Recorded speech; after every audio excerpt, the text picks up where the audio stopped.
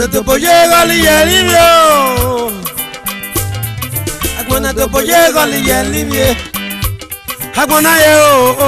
Agwana to boye gali yelimyo.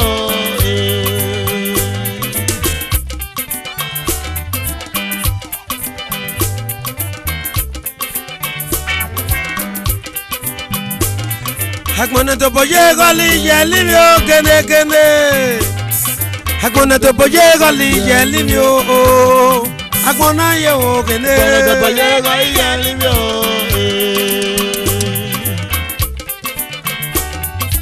Ida to no mona dumu soccer community ukoni.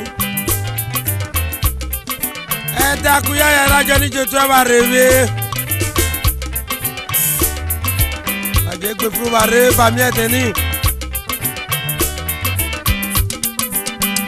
Ida to no mona dote semwede. Ubi aja isi no mona to abayaru yo. Agwana to boye gali yelimyo kene. Agwana to boye gali yelimyo. Agwana ye o kene. Agwana to boye gali yelimyo. Chifasola na madie. Chifasola na viwenyo. Wajimase gbagona ye. Chifasola na madie. Chifasola na mamenyo. Wajimase gbagona ye. Agwana to bolo ye. Haye revi yo. Agwana ye o. Agwana to bolo ye. Haye limi yo. Agwana ye. Hodalo me, dalo shame. Así que runu le veo. Que emoción. Chifasulage. Hodalo me, hodalo shame. Que así que runu le veo. Que emoción. Ida tuana mona. Justo, the president of Akugbe Social Club of Nigeria, Ebudu, Dajoju Aba. Ida tuana mona kwana.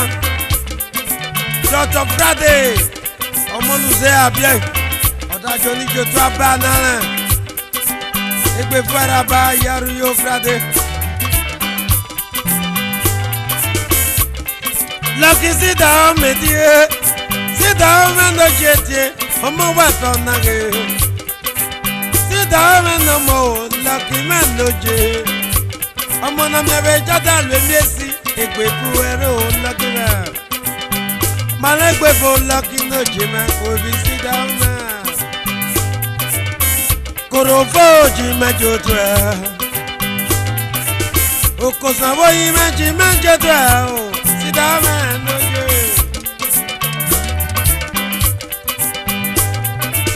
To boye gali yelimyo. Agwana to boye gali yelimyo. Dr. Friday gazuzwe. Agwana to boye gali yelimyo.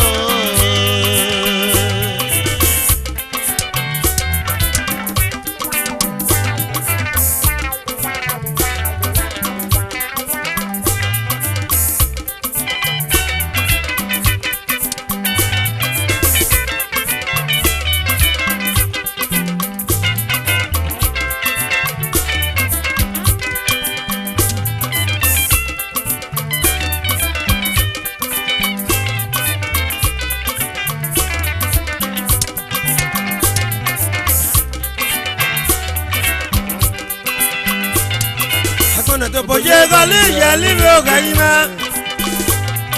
Agwana to boye gali yelimyo gaima. Aime no je yo. Agwana to boye gali yelimyo. Of Destiny Social Club of Nigeria, Uromi. Ida Twewa Rebe. Ida Kodokwana. Mr. Epolo Sale Ekomu Aka Chama of Marketing Uromi. Ibeberaba. Ida to the Vice President Ejina Henry Ine Tweba Aka Dou. Egbe fero. Agbọ̀nì dòbò yé gọ́lì yẹ lími oyè o. Agbọ̀n náà yé o. Agbọ̀nì dòbò yé gọ́lì yẹ lími o.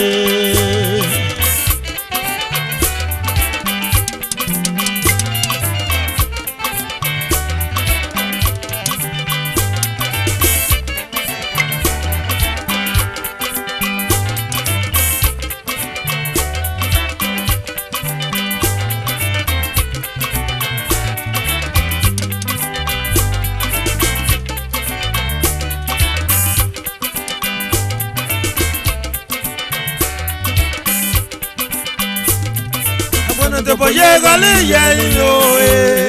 Agbọ̀n náà yé o. Agbọ̀nì dòbò yé gọ́lì yẹ lími o. Comrade Ọ̀dẹ́nùsìn Ìjàlè Aka Oje Ìdàtú Ẹ̀bá Ìdàtú Mr. Kingsley Ugele Treasurer Ìdàtú Engineer Timothy Okoje Builder.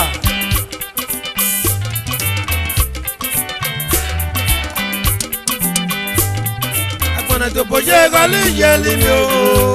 Agbọ̀n náà yé o nẹ́nẹ́. Agbọ̀nì dòbò yé gọ́lì yẹ lími o. Advisor of the house.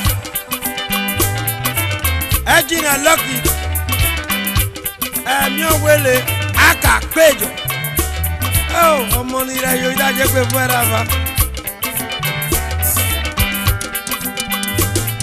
Agbọ̀nì dòbò yé gọ́lì yẹ lími o. Kele. Agbọ̀n náà yé o. Kene. Agbọ̀nì dòbò yé gọ́lì yẹ lími o. Agbọ̀n náà yé. Agbọ̀nì dòbò yé gọ́lì yẹ lími o. Agbọ̀nì dòbò yé gọ́lì yẹ lími àbá. Agbọ̀nì dòbò yé gọ́lì yẹ lími o. Agbọ̀nì dòbò yé gọ́lì yẹ lími o. Kene. Agbọ̀nì dòbò yé gọ́lì yẹ lími o. Agbọ̀nì dòbò yé gọ́lì yẹ lími o. Agbọ̀nì dòbò yé gọ́lì yẹ lími o.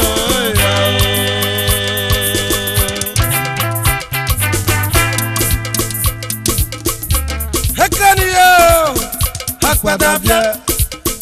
Akpadabia mi jerewe o. Meki na wode. Rombo idaba mi jerewe. Eko ni yolo, ọlọ́pàdàbíẹ́ mi jerewe. Ìkínà wọlé, Rombo idaba mi jerewe. Hekani yo.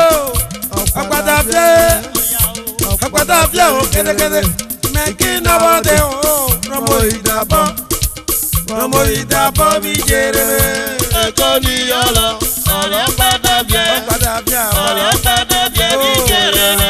Ìkínà wọlé, Rombo idaba mi jerewe. Hekani yo. Bratiki mebo. Metro we mebana ke o kede. Ukina wode. Rombo idaba kwere. Eko ni yolo, ọlọ́pàdàbíẹ́ o. Ọlọ́pàdàbíẹ́ mi jerewe. Ìkínà wọlé, Rombo idaba mi jerewe. Hekani yo. Ọgbàdàbíà binage o. Mekina wode. Rombo idaba bakra e.